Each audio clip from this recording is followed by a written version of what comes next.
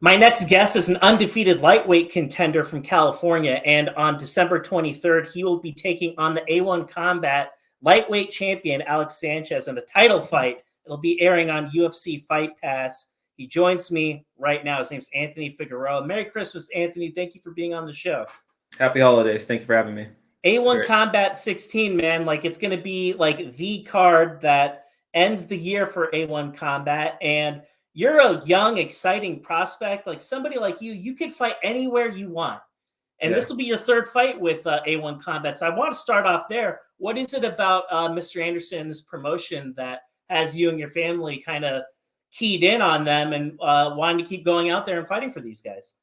We kind of saw them from behind the scenes a little bit, and we saw that they were building people up, and I wanted to be one of those people, and it gave me this opportunity to build up from them. And honestly, good people, good vibes there. So I'm glad they took me in and signed me. So everything's been. In the amount of time, Anthony, that you've been with the promotion, do you see it like I don't know, does it almost feel like you're on like a roller coaster and it's like inching like further and further up on an incline? Because the amount of growth that they've had and like all these people that are coming out to these shows, it just seems like they're getting bigger and bigger with every single new event.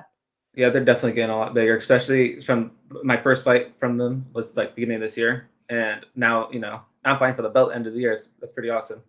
And I just from watching them grow slowly as a regional promotion, it's pretty cool. It's pretty badass. Anthony, I first found out about you when you fought my friend Caesar, and you put on an absolute clinic. You were amazing. You were in and out. I don't even know if you broke a sweat during that fight. And I wanted to ask you, from the Caesar fight to today, how has your game evolved over the past year? I'm just getting more comfortable in that cage, and honestly, I'm just getting more comfortable all around. So I'm evolving every day, just getting comfortable with everything. So I feel like my game is just everywhere. I feel like I'm good anywhere I kind of put it. It's just being comfortable in there.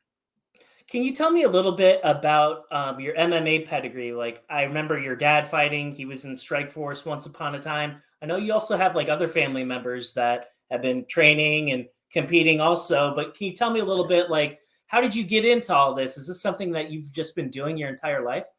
Yeah, I've been doing this my entire life. It's a long story. Honestly, it goes back from just training in the garage with my dad. He introduced me to taekwondo with him. I was working a lot of my kicks.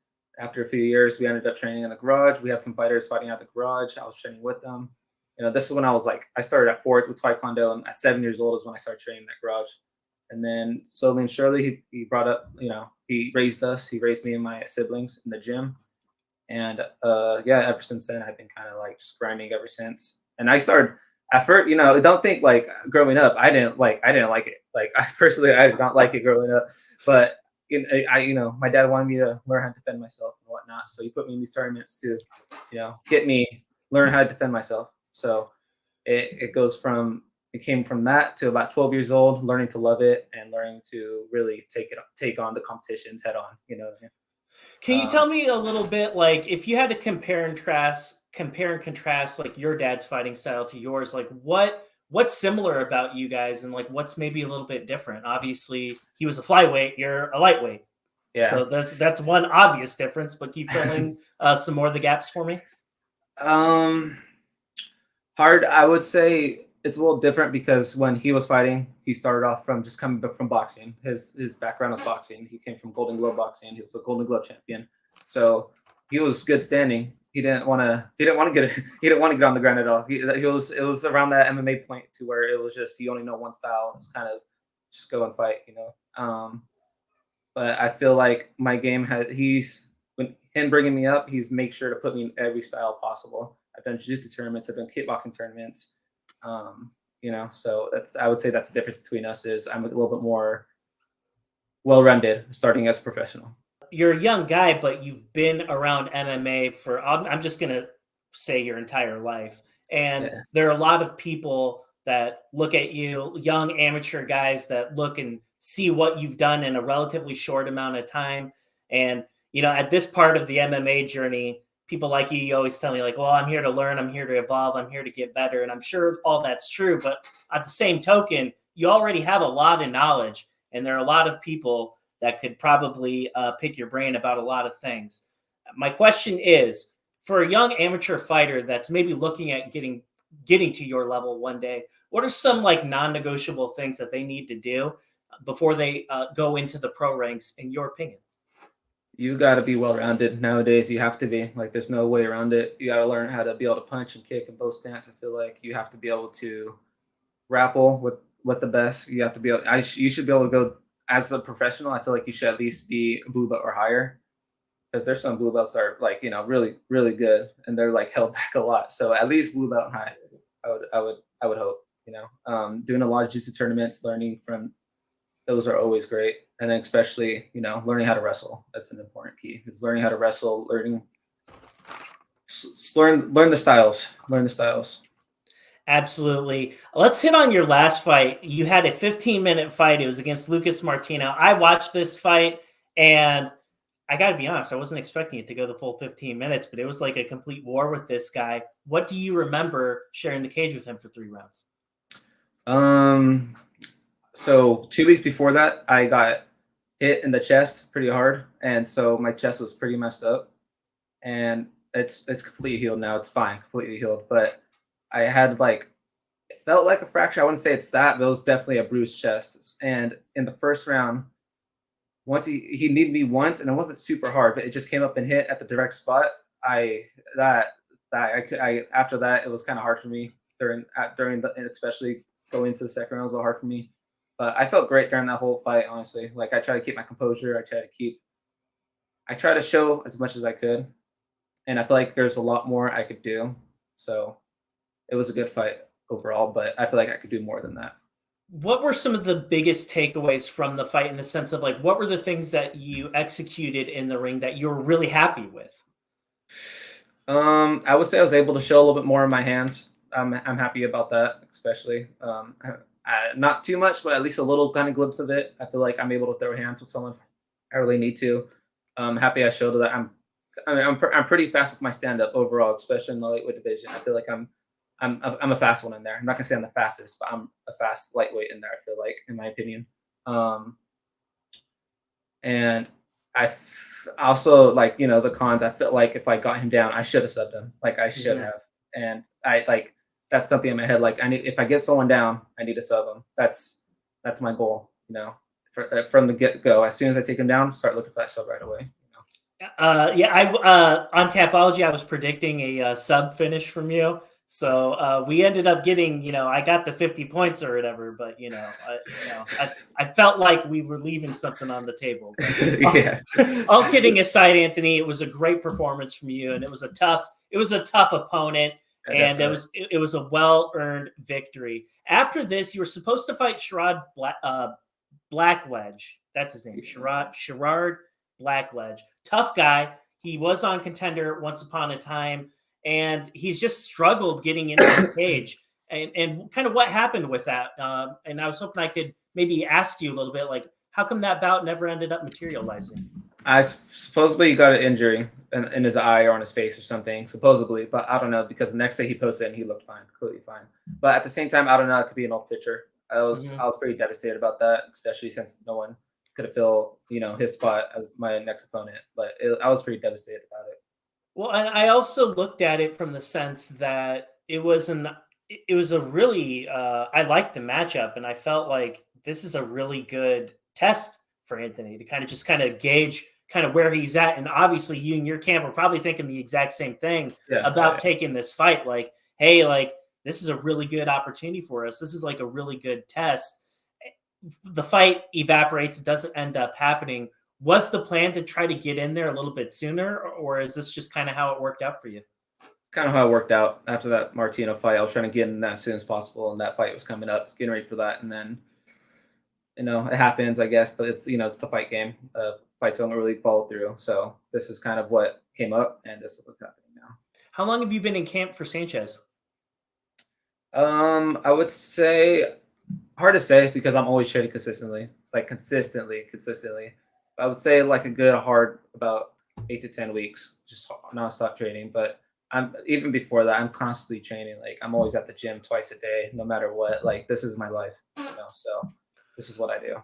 Anthony, were you surprised when A1 contacted you and like Sanchez was going to be the opponent and this was going to be for a title challenge? Like, was that out of left field from you, or is this kind of what you were anticipating?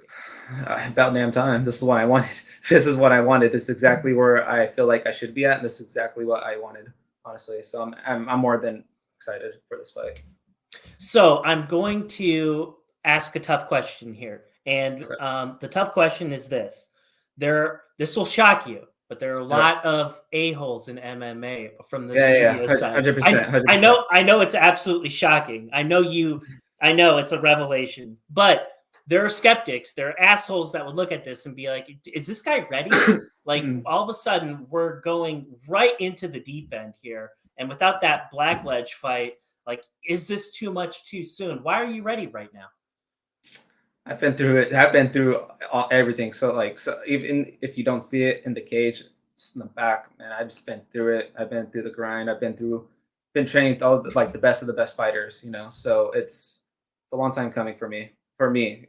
Anyone on the outside that just looking in for just my record, you don't know what I do behind the scenes. You don't know what's happening behind the scenes. You don't know who I'm training with, what kind of experience I have in the background with all these tournaments and even just training in general. Well, and then obviously you and your camp, you guys are looking at this. You're taking this fight because you see something that you like. I'm not going to ask you too much about it because I want to see come fight night.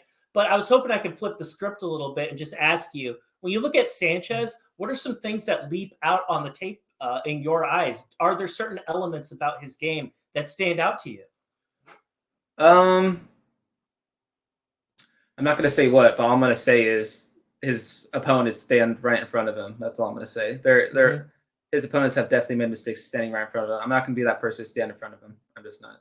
I move a lot, even when I don't want to. I just move a lot. I just physically, that's just how I'm built. I just move a lot. Do you sometimes like you see people when they fight a champion like that, and I notice sometimes, especially with the less experienced guys, like sometimes they're like too respectful of the champion. And do you kind of feel like sometimes that is an issue with respect to Sanchez, that maybe some guys are giving him a little bit too much respect? You don't show respect in that cage. Just in general, you could go ahead and touch gloves, but there's no, you shouldn't be, especially with this past opponents. You shouldn't be showing respect in that cage. Outside, you definitely can. I mean, he's 14-3. I'm sure he's done a lot, but in that cage, it's my time. I don't care how many fights you have. This is for me. I wanted to hit on a couple of things for you without getting too much into specifics.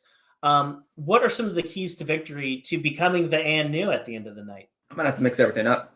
I can't just I can't stand in one spot in front of him. Just let him hit me. Just gotta mix everything up. Again, it's martial arts. Like it's not a boxing fight. It's not a kickboxing fight. It's everything. So I'm gonna throw everything at him.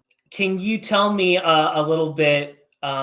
Post camp, you go out there and you execute. You do everything that you need to do, and like to get the belt at this point in time. I mean, that would be really impressive. Like, right? Like you're talking about 5 fights and then potentially becoming like the and new champion for a big regional promotion like A1 Combat. Like that would mean something. Like that's going to essentially put you on the radar, and everyone in the country is going to talk about that.